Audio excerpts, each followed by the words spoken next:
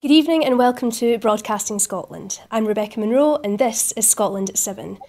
And tonight I am joined by Peter Curran. Peter, how are you this evening? I'm fine. How are you, Rebecca? Yeah, I'm not too bad. So we will start off with the coronavirus update and then we'll get to their stories and our questions.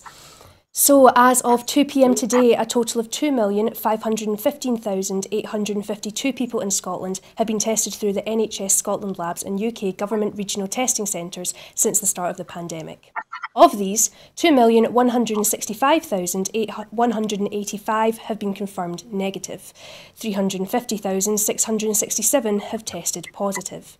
There are 1,381 new cases of COVID-19 confirmed by a test, although not everyone with the virus will display symptoms and not all those with symptoms will be tested. There are 11 new reported deaths of people who have tested positive. The number of patients in Scotland who have died from complications caused by the coronavirus infection now stands at 7,976. This number only includes those who have died having received a positive test for the virus in the previous 28 days. Of the people who have tested positive, 381 were in hospital last night, 55 of whom were in intensive care. As of 8 a.m. this morning, 4,018,503 people had received their first dose of the COVID-19 vaccination and 3,268,887 had received their second dose. The latest UK daily figures up until yesterday show that 130,086 patients who tested positive for COVID-19 have sadly died from their illness, an increase of 86 since yesterday. And this number refers to deaths in all settings, not just hospitals. We'll move on to our first story of this evening, and that is that the SNP say Johnson and Starmer are treating Scots like fools on renewables. The SNP have said that Boris Johnson and Keir Starmer are treating Scots like fools with their empty rhetoric on renewable energy, while Scotland suffers from the highest transmission charges in Europe under Westminster control. Alan Brown MP said the sky-high charges which were imposed by the last Labour government in 2005 and maintained by the Tories for more than a decade are the biggest barrier to Scotland's renewable potential, holding back investment and blocking the creation of green jobs. The SNP's Westminster spokesperson on energy and climate change said the charges made a mockery of Boris Johnson and Keir Starmer's claims on the environment, and their visit only served to remind people that Scotland would be better off as an independent country, with the full powers to maximise renewable energy and secure a strong, fair and green recovery. New research from the Renewable Infrastructure Development Group, published in May, revealed the UK's highest transmission charges are putting billions of pounds of green infrastructure investment at risk by giving the advantage to EU energy imports at the expense of Scottish schemes. Now, Peter, this seems to be never ending. I mean, Johnson, in the past couple of hours, has just been condemned after laughing about Margaret Thatcher's closing of the mines. I mean, is he treating us like fools, or are we being the fools to allow him to treat us this way? Well, he undoubtedly is. Treating it like fools, it doesn't actually describe what Johnson does. I mean, I've worked fairly closely with old Etonians over much of my working life. At the high level, they were almost always my boss, one or two removes, and my intellectual inferior by about 40 degrees below mine. In other words, they were well-connected assholes. So what they do is partly they're not capable of behaving any other way. I'm not saying all old Etonians are like that. I've known, I wouldn't have difficulty counting, maybe one or two who weren't, and I'm sure there must be many more. Are we fools to be treated like that? Well, it's a very difficult balance. I mean, I've been arguing in previous programmes to say somehow in key areas where we must cooperate, and climate change sure as hell is one, we must reduce the adversarial nature of the debate between us. We must try to persuade. Willy-nilly, we are not independent yet, and we're not going to be independent anytime soon. And while I have perhaps contradictorily argued that SNP shouldn't constantly be saying the UK must do this and must do that, the pandemic and climate change are two areas where we must cooperate. And for the National just to automatically reach to it, that this is proof that we should be independent as their first port of call, rather than the implications of renewables for climate change, which is coming at us like a raging fire, is the important thing. We've got to get our priorities right. So it's a question of how do we get some rationality. We have no means that I know of defying it. I'm all for selective defiance, being independent when the opportunity presents itself. Hard to do it in something like this where the UK de facto has control. So I would say tone down the adversarial political nature of this dialogue and the constitutional, or recognising this and a million other things. We know we should be independent. What the hell do we do meanwhile? And do you think that? And do you think that Johnson and Starmer effectively are kind of condoning economic sanctions in Scotland? I mean, with projects like the Cambo oil field as well. I mean, could their actions devalue Scotland's credibility, for example, in the upcoming COP26 event? Well, I have to say that neither Starmer nor Johnson, or indeed any unionist leader here or in Scotland, unionist newspaper or media outlet, has any real interest in trying to be positive about Scotland. I mean, we have to recognise we're in an adversarial situation constitutionally. And we both believe, hopefully, that we're close to some kind of trial of strength on it in the form of a democratic referendum. So I don't think we can't go about us constantly saying, isn't it astonishing? They're being nasty to us. Fancy that. We're telling them we don't want to be part of their union. We want the hell out of it. And they're trying to stop us. Isn't that appalling? You know, you've got to get some realism, feet in the ground, arses on seats, and get some, well, we know where we're both at. Let's talk about what matters. How are we going to stop being fried in 7 years? Yeah, true. Well, we'll move on to our next story of the evening, and that is that the UK welfare system is the least supportive in North West Europe. New analysis from the House of Commons Library has shown that the Westminster government has presided over the least generous unemployment benefits in North West Europe for the past 2 decades. It was revealed that when households on average unemployment benefits are compared over 20 years across 14 countries in North West Europe, including the UK ranks lowest in 95% of cases. Figures also show that the support a single person receives through universal credit in the UK is less than a fifth of the average unemployment benefits provided by other European countries, even with the COVID £20 uplift. Boris Johnson and Rishi Sunak are still planning on pushing ahead with the universal credit cuts despite the warnings of the effect on poverty. A statement by Boris Johnson, which seemed to acknowledge that the UK government universal credit cuts will plunge 500,000 people into poverty. Responding, the SNP's Deputy Westminster leader Kirsten Oswald MP said that the £20 increase had been a lifeline for millions of families and households across Scotland and the UK. To take that away at a time that they need the most support would be devastating, and it would cancel out the benefits the Scottish Child Payment is currently delivering for low-income families in Scotland. I mean, Peter, is it not quite shameful that the UK welfare system tops the league and the least supportive in all of North West Europe? I mean, what credible democracy would want that as a gold medal? Well, any civilised society, or any society that wants to see itself as civilised, Rebecca, has to start from the standpoint that one touchstone they'll be measured against is how do they treat the most vulnerable and the most disadvantaged in society, whether it's because of health, genetic conditions, or economic conditions. So that should go as a standard basis for any democracy. Again, why should this come as any surprise to us? I mean, the British state, back to the point when it wasn't a democracy, has lived on exploitation of the poor majority of the population. It lived for hundreds of years essentially on grinding the farmers and farm labourers into the ground, while they were in fact the key source of finance and wealth for the nation. It's pursued that right throughout our notionally becoming a representative democracy. I mean, the first casualty of cuts, the first casualty of trying to pay back deficits is always aimed at the poor. And if it's not aimed at the poor where they have some form of representation, like in industry, well, you notice what always happens when there's pressure on finance of the UK government. they control what they can control, which is the public sector, which is why our public sector, in the sense of the NHS or fire service and all the rest, I mean, it's so badly paid. They penalise, faced with the choice, they will always penalise the poor to protect the rich, and they'll always advantage the rich in any situation.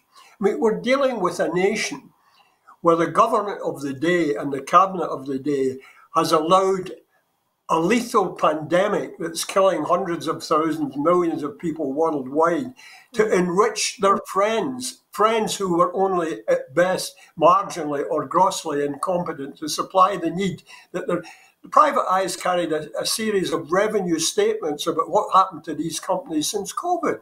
They're making a bloody... Don't be surprised at anything this government can do. You know, expressing mock, shock, horror. Just get on with the business of getting the hell out of UK. Meanwhile, try and influence them in whatever appeals to sanity. I don't think appeals to sanity to Tories does much good. You have to find a way to appeal to their self-interest.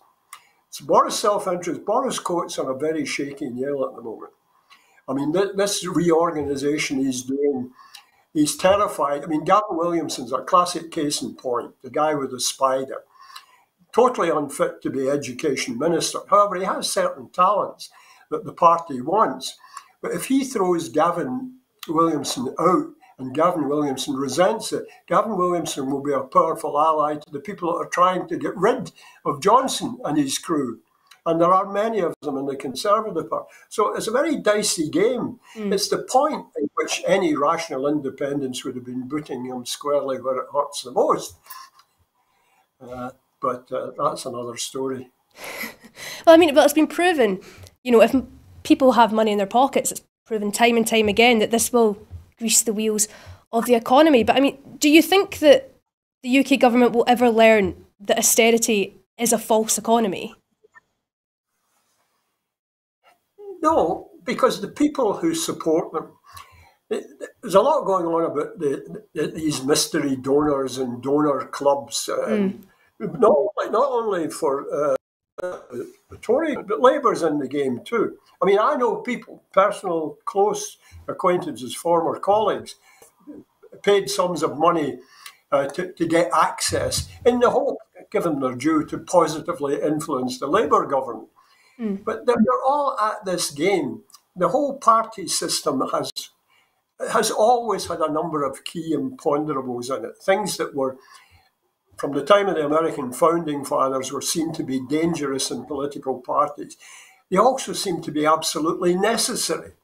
And once you start rethinking the structure of our party democracy, you get into very dangerous waters of saying, let's look for a benevolent despot, which is a deadly road to go. So it's the old story, democracy is the worst possible form of government until you look at the alternatives.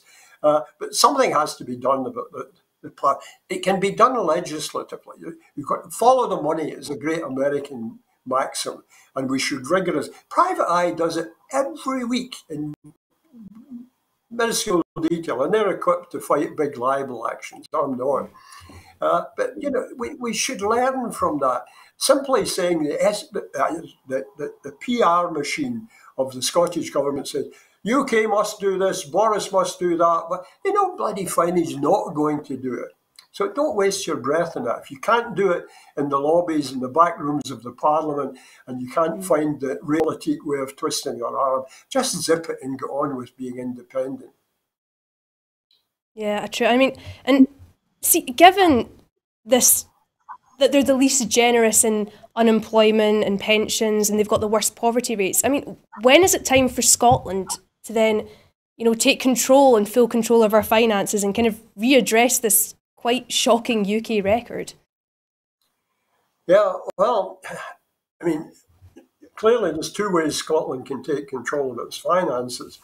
One is to become independent and be totally fiscally independent, which is an absolutely vital requirement. The other is, of course, to engage in frontal defiance. Now, the only way of taking control of your finances in frontal defiance, remember what the American Revolution was triggered by. There was no franchise if you were being inappropriately taxed. I mean, we have to find our own non-violent equivalent of the Boston Tea Party. There must be areas where we can say, we're not going to allow these revenues to leave Scotland anymore. Let me give you what seems like a minor example. It's the only way I can see. I was in industry all my life and in a multinational for 14 years of it, Goodyear Tires. And we had to submit regular reports to the centre, to America, to Akron, Ohio. And Americans have a great phrase of trying something, run up the flag and see if anybody salutes. So I rang up the flag and see if anybody salutes. I just stopped sending the reports. And they sent increasingly indignant messages to me. Why haven't we received this report? I didn't reply. When they persisted, they said, read our last letter. And I'd say, what last letter? They eventually went to my bosses, and the bosses says, leave Pete alone. He's too busy dealing with the unions. Don't bother him. Eventually, I just didn't have to submit the reports anymore. I broke the rules. I pushed my boat out. Now, it's a very minor thing in the con, but the Scottish government must do that. They must find ways of flexing the muscle. Yeah, it's very true. Well, we'll move on to our next story, and that is that the UK supports the plan to charge non-EU travellers to enter Europe. The UK government is one of the biggest supporters of EU plans to require non-EU nationals to obtain authorisation and to pay a fee to enter the EU's passport-free travel zone. David Cameron's government backed the idea when it was first proposed by the European Commission in April 2016, 3 months before the EU referendum, when few believed the €7 fee would one day hit British travellers. Brexit supporters reacted with fury this week when the Commission said plans for a European travel information and authorisation system were on track to come into force for travellers in late 2022. So, Peter, ironically, when we were in the EU with both David Cameron and Theresa May, they approved of a European travel information and authorisation system. Brexiteers are now furious. I mean, did no one look longer than their noses to realise the negative implications of Brexit? The short answer to that is yes, no one looked further than the end of their nose. And I have to say Scotland and the SNP are not exempted from that. I know what the lead up to Brexit was like. I know where I saw it was going. I know what happened in terms of resources from SNP when we were having the referendum, the Brexit referendum. Zilch, nothing, not even an A board, not a word of guidance, etc. Now, they said a fair amount in public when they were demanded to do it in the usual forum. But it was all, if you remember, Nicola was very much playing down the negatives. The same thing happened. Brexiters are not going to play up the negatives. And they pursued might say a shameless campaign, but a highly successful campaign in covering what was likely to get results. The motivation for this is mixed. Any country, the very concept of having a state means you have borders. You can't create an entity and say this is an entity without borders. I'm starting up a club. Anybody can join, anybody can leave, anybody can break any rule, even if it destroys the club. So you've got to accept that charging for movement in this case, it's driven, ultimately you go back to the multi-tentacled, malign monster called the Home Office. I mean, the Home Office, just about everything it's done has been wrong, bad, ill-judged, or deliberately, I wouldn't have a word to say it, introverted, jingoistic, or in an extreme case, racist. But the EU is doing it too. COVID, the breakup of the Brexit breakup, the UK withdrawing, and tensions within the UK have forced everybody back behind their borders. It's nice to have, as we have, the remnants of Hadrian's Wall in the northeast of England, and it wasn't that far from me. And you went up, incidentally, when you jump north over Hadrian's Wall, it's still in north of the wall is still part of the country of England. But when people are threatened, the wall becomes a different thing, and the concept of the state and the boundary becomes a different thing. And COVID has shown the countries who most effectively protected their borders, perhaps ruthlessly, were the ones who've done, by and large, have done best under COVID. So this is a legacy of God knows what. And they're all potentially peevish enough, low-grade intellect enough to do stupid things just to get back at each other. I mean, politicians collectively are a fair representation of the population. There's high-minded people who can achieve SFA, there's high-minded people who can achieve a lot, there's the well-meaning middle ground, and there's people who can't see anything but the most immediate priority at the end of their nose. I don't know. Well, the Brexiters, I would imagine, are monumentally annoyed about this, because it seems as if we are cooperating with EU. As you're explaining, Rebecca, actually, it was us that gave EU the idea in the first place, so that's what it seems to be. What can we do about it? A lot, until we're independent. Yes, we'll see. Well, we'll move on to our next story of the evening, and that is the travel restriction changes. Arrivals from France to Scotland will no longer need to quarantine if they are fully vaccinated under the latest review of travel restrictions. Realigning France with the rest of the EU is due to a reported fall in the country's beta variant case rate. The latest review of international travel regulations has also moved India from the red travel list to amber. Spain remains on the amber list, and travellers are advised to be cautious as investigations continue into a new variant originating in South America and now present in Spain. The decision by the UK government to increase the price of staying in managed isolation from £1,750 to £2,285 has raised concerns. The Scottish Government has said it will review existing hardship and welfare arrangements for travellers to ensure they remain adequate following this change. Thousands of students at Scottish universities are expected to travel from red list countries over the next month, including Brazil, Turkey and South Africa. And the National Union of Students Scotland has called the Scottish Government to urgently intervene as quarantine costs for students returning to campus are set to soar. Matt Crilley, US Scotland President, called on the Scottish Government to intervene and cover the charges to avoid these students being forced to drop out. Peter, so, international travel seems very precarious at the moment. Is it still more wise to resist the temptation to book a last-minute holiday abroad? Well, you're speaking to somebody, Rebecca, who's probably totally unrepresentative in this regard to a few other of the majority of the population. I am not and never have been an international traveller. When I've travelled abroad, it's been very reluctantly and on business. I spent a chunk of my life in an international company who was constantly trying to send me to any one of 140 manufacturing plants worldwide, and I resisted.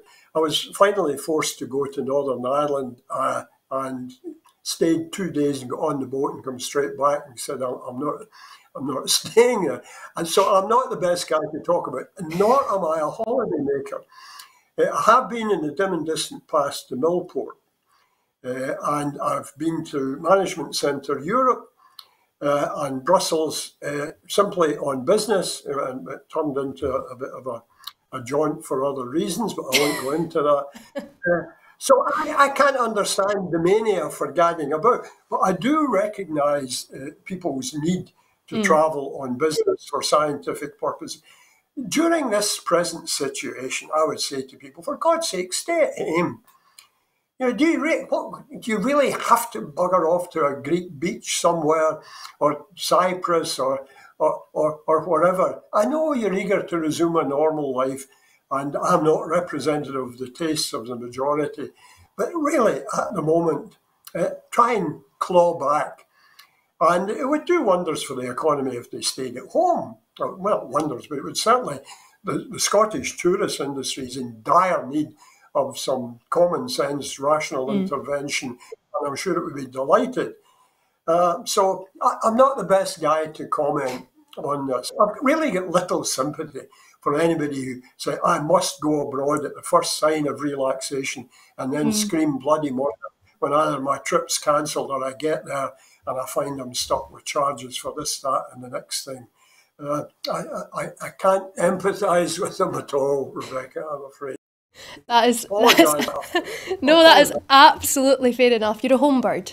You like to stay in your flight. No problem at all. Well, we'll move on to our next story. And that is that more businesses rely on digital technology. Over 3,000 companies have responded to a survey on the importance of digital technology to Scotland's economy, with 78% confirming its use was important in helping them respond to the COVID-19 pandemic. The Digital Economy Business Survey 2021 found that of those businesses surveyed, 97% had an internet connection, 83% made use of mobile technologies, with 76% having a company website, 76% used cloud computing, which increased from 38% in 2014 and overtook social media as the third most used technology in 2021. 72% used social media and 75% reported digital technologies had positively impacted their productivity, innovation and/or low-carbon working, with 59% stating that digital technologies helped them make their processes more efficient. And 35% of businesses surveyed in 2021 made sales via e-commerce in the last 12 months, an increase from 30% in 2017. Of those businesses, 63% had made e-commerce sales to other businesses. Responding to the survey, Business Minister Ivan McKee said, "Supporting businesses to adopt and benefit from digital technologies is key to Scotland's economic recovery and our net zero progress." So, Peter, the digital economy has become crucial in keeping businesses small and large afloat. Does it surprise you how high this was? 78% of people confirmed that it helped them significantly during COVID-19.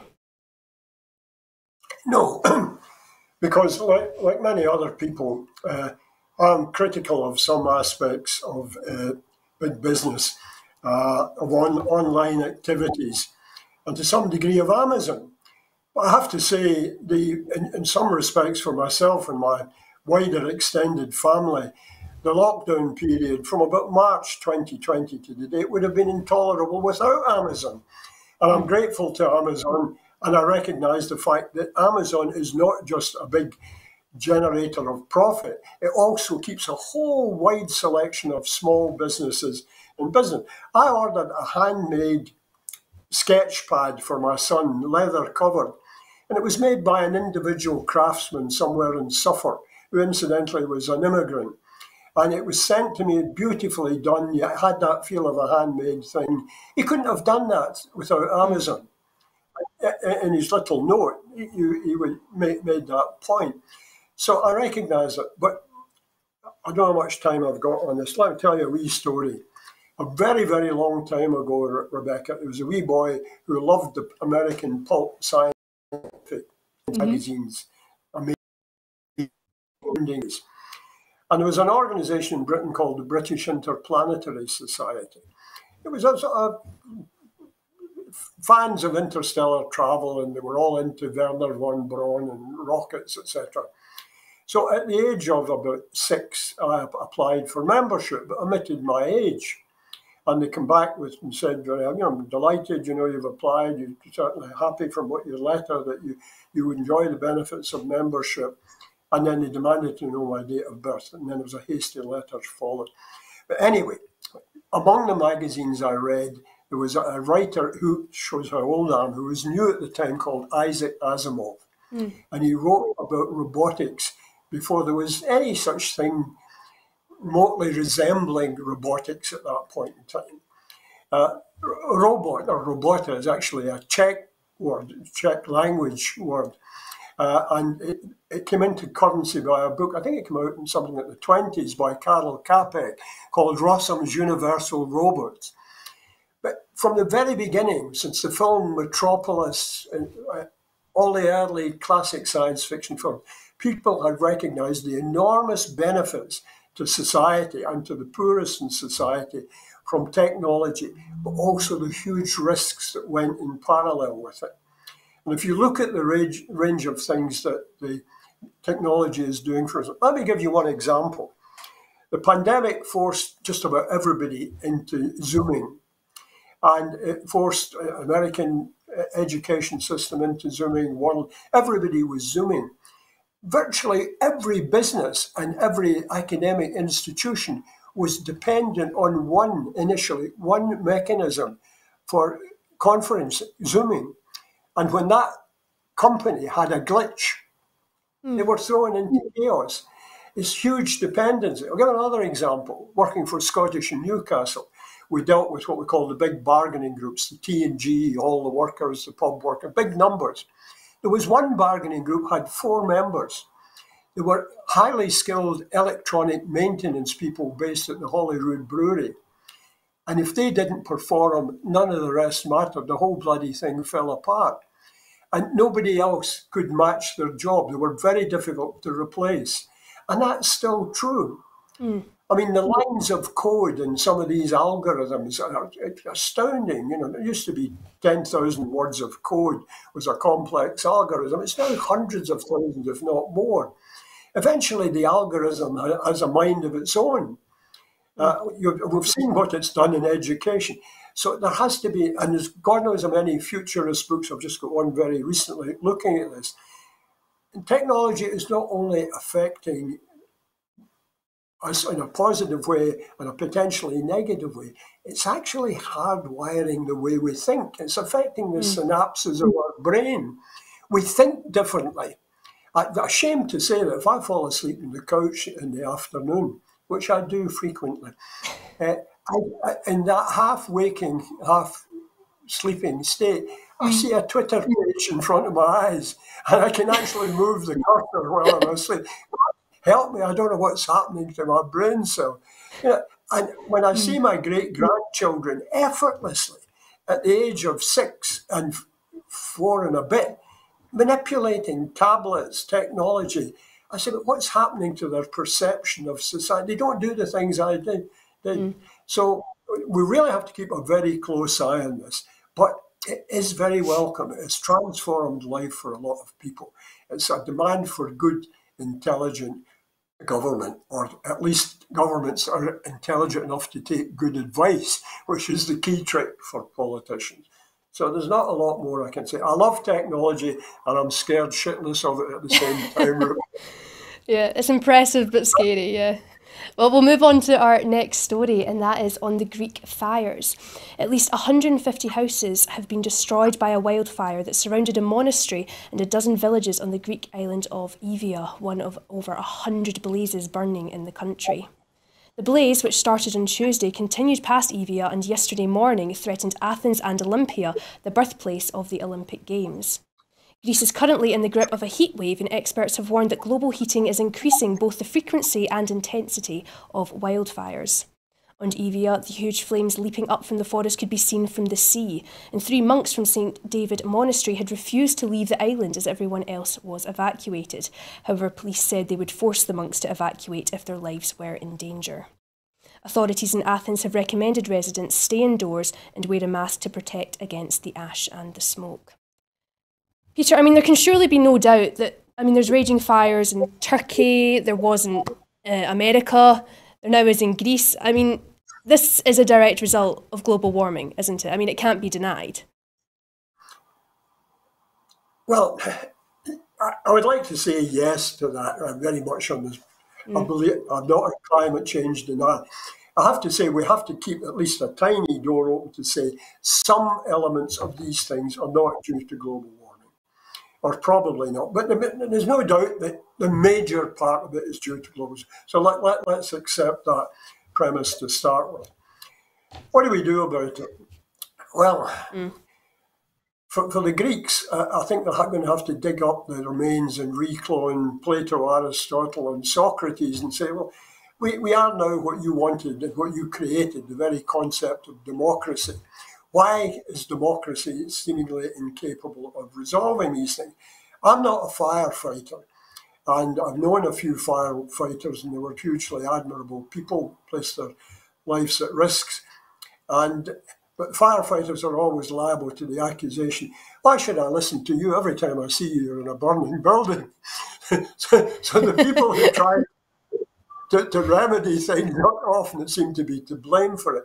But I don't see any new technological approach to fighting fires.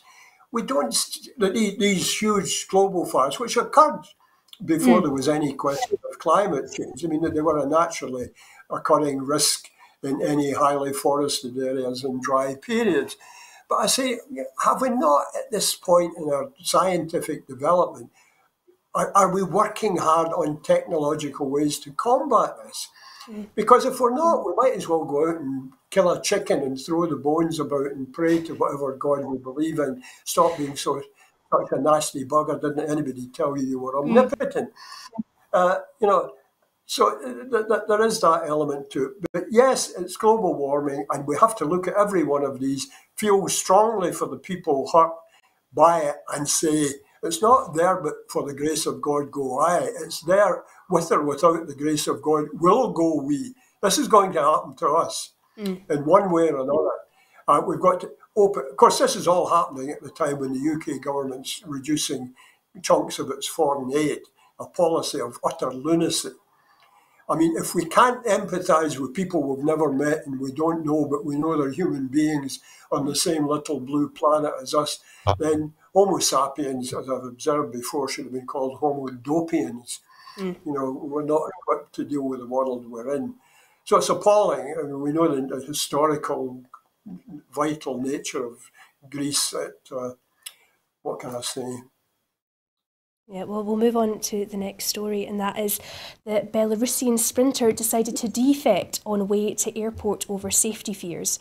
In an exclusive interview with Reuters, Belarusian Olympic sprinter Kristina Simanouskaya said that she had decided to defect while she was being driven to Tokyo airport over safety fears. The 24-year-old athlete caused some commotion on Sunday when she criticised her team coach's negligence and was then ordered to fly home immediately. She spent 2 nights in Poland's embassy in Japan before flying to Vienna and then on to Warsaw on Wednesday. The Belarus National Olympic Committee have said coaches withdrew Simanouskaya from the Games on doctors' advice about her emotional and psychological state. Before going to Tokyo, Simanouskaya had not publicly expressed any support for the pro-democracy Belarusian opposition movement. Peter, I mean, what does it say about the situation in Belarus that she felt unable to return there safely? Before I get to the serious bit, because a lot of this is gloom and doom and we could all go into a desperately downbeat mode, let me congratulate you on pronouncing Kristina Simanouskaya. I don't know what kind of job I've made of pronouncing. Let me tell you a story about the old days of Radio 3 when it was the programme and an announcer saw his programme list for music for the day and realised that it involved a piece by the composer Rimsky-Korsakov. And he was terrified because he never could pronounce that name. So he got the dialect coach and said, help me with the name. And she said, Rimsky-Korsakov. And he said, Rippy-Korsakov. No, Rimsky-Korsakov. Rimsky-Sikakov. No. He practiced, and eventually the big moment came. And they referred to it as the third programme at that time. And it was very funereal in its opening. And they said, this is the BBC third programme. We have a piece by the famous composer Rimsky-Korsakov, The Bum of the Flight'll Be.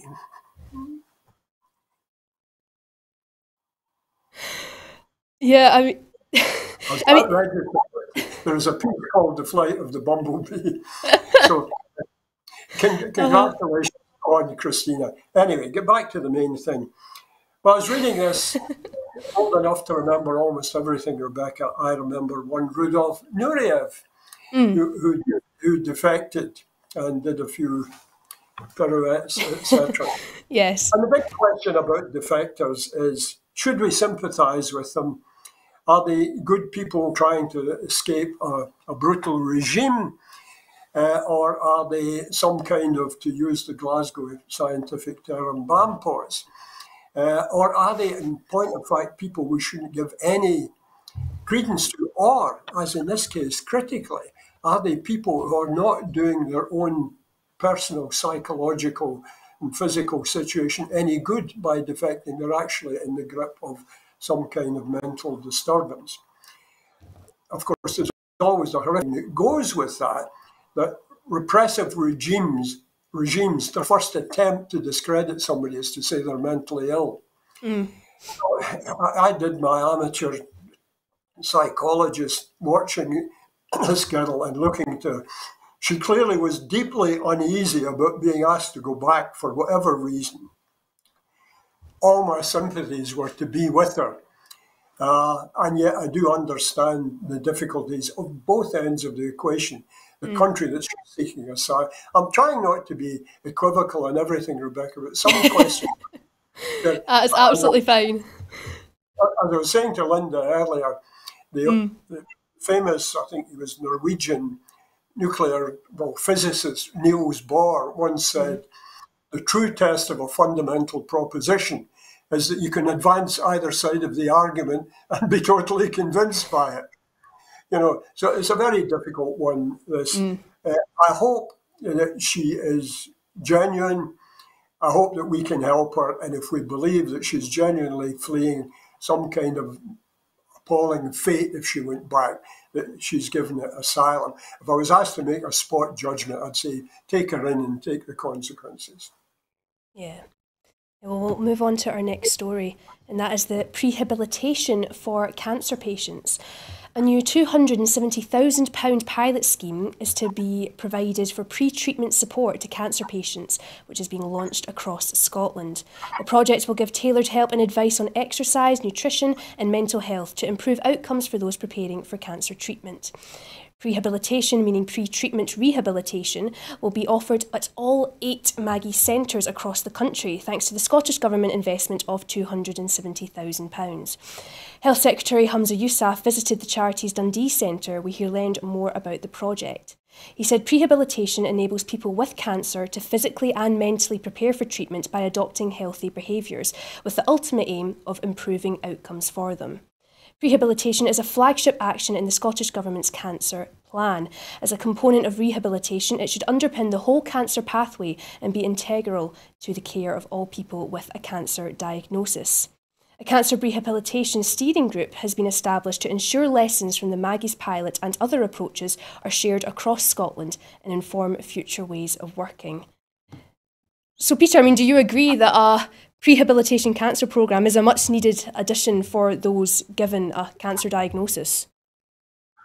Yes, I do, absolutely, Rebecca. And can I say that I've got some basis, personal experience for commenting on this. One, I've had a very recent case within my extended family, someone that's very close to me and close to all of the family, of cancer, treatment, the lead up to treatment, the treatment, and the follow through, all of which was handled impeccably. Not in Scotland, I may say, it was handled else in another country. So I know what this can be like, and if I doubted it, I had it all rehearsed again for me recently. I also know, not from cancer, but from my own experience of 11 years or so ago of having a heart attack, going into hospital, finding out that it could have been fatal, and it would be fatal if nothing was done about it. And then going through the dialogue where I came to the point when I was stabilised and the surgeon in his green thingies with bare arms, just from rasping the gillies saw through somebody's ribs, said to me in a quite matter-of-fact way, all 4 of your major arteries are blocked, Peter, and the options are these. We'll stabilise you. Go home and you'll be dead in a month.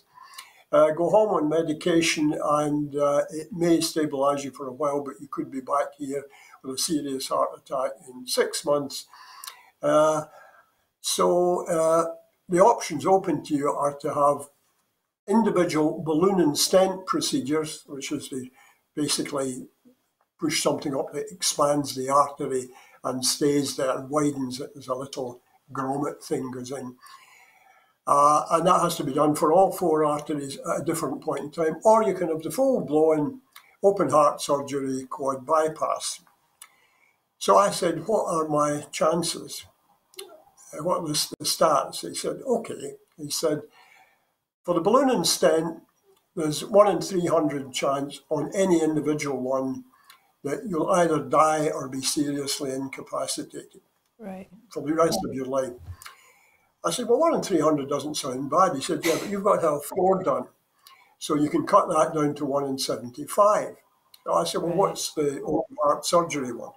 He said, well, this is one of the finest, it was the our own heart hospital. And he said, this is one of the finest cardiac surgery places in the world. Your chances of dying are 1 in 50. Your chances of being seriously debilitated and becoming a vegetable are 1 in 50. And that's a net chance of 1 in 25. He said, now you're going to say you do the lottery and you expect to win a chance in millions. So I was faced with that stark choice, and all my physical pain vanished instantly, to be instantly replaced by deep psychological trauma. I wanted to run for the bloody door. Unfortunately, he'd done his job, give me the realpolitik, and then I talked to my doctor, who was in charge of the medical aspects of it, and he then effectively gave me a capsulized prehabilitation.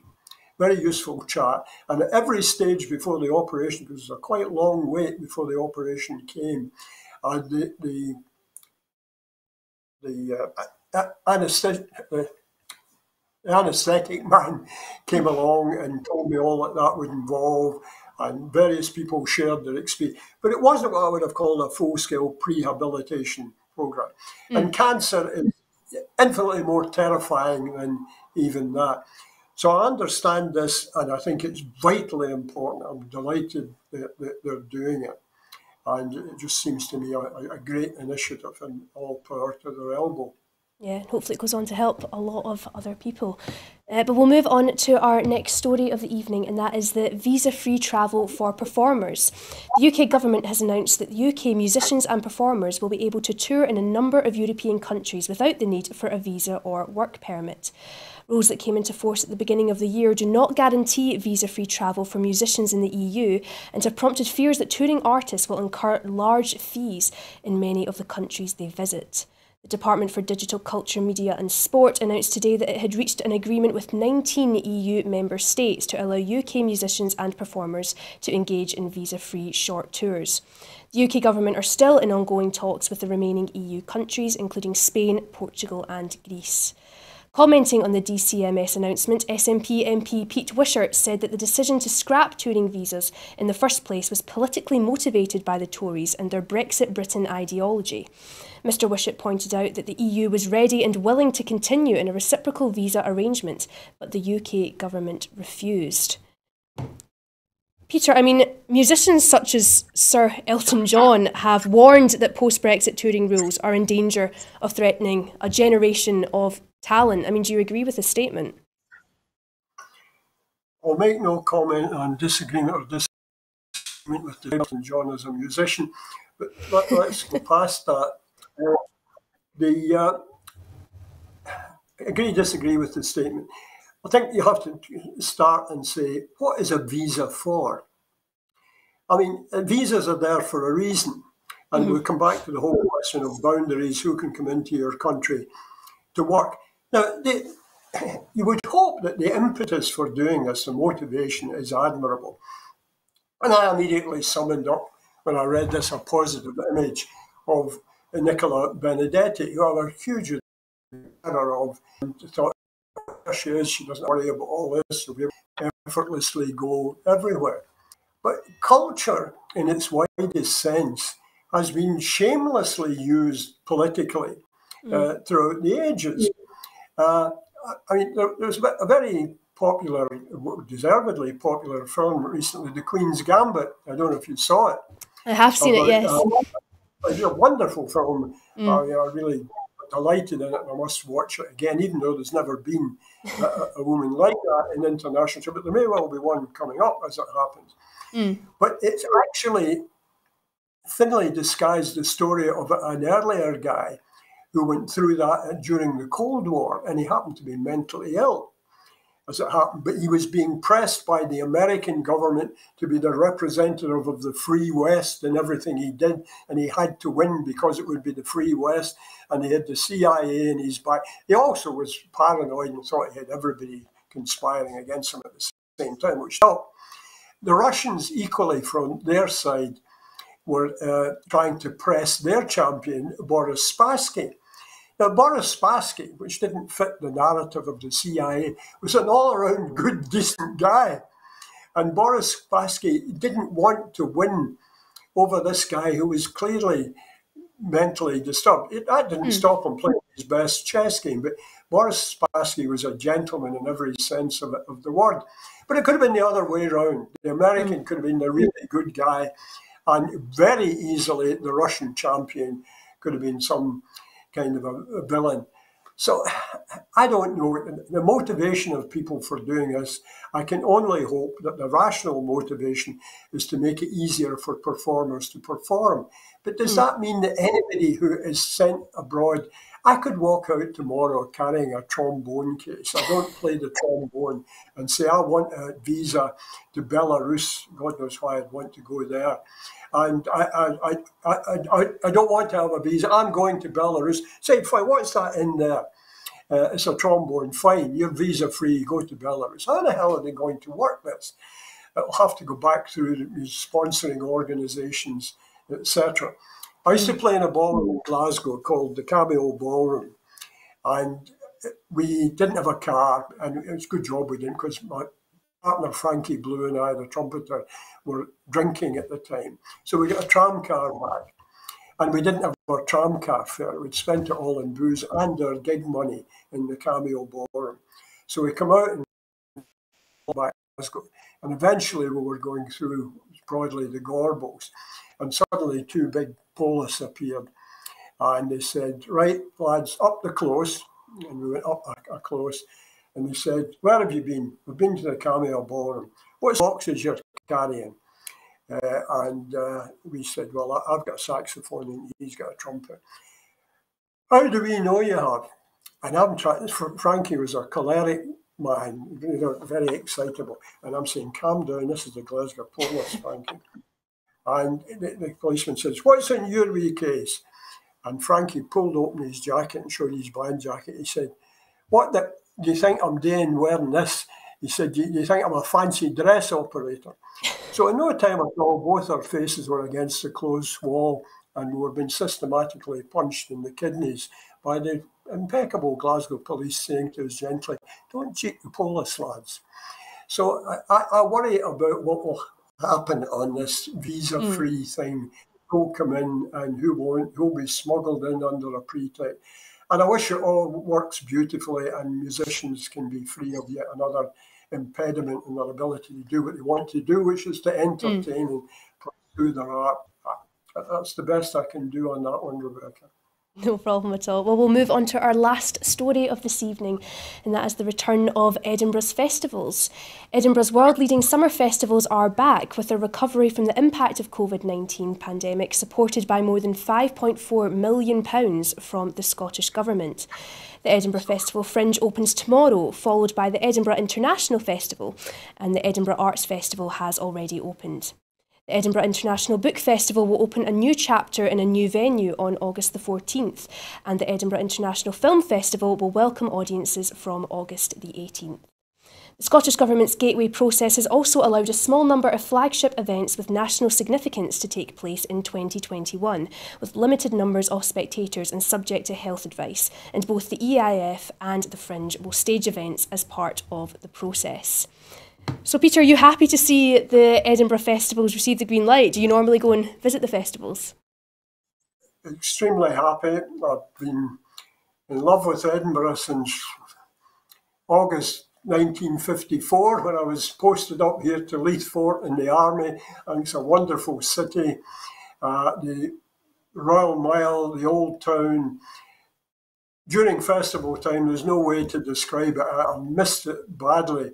So I'm hoping, really looking forward to this, whatever relaxation they've got, making it as close to the Edinburgh Festival.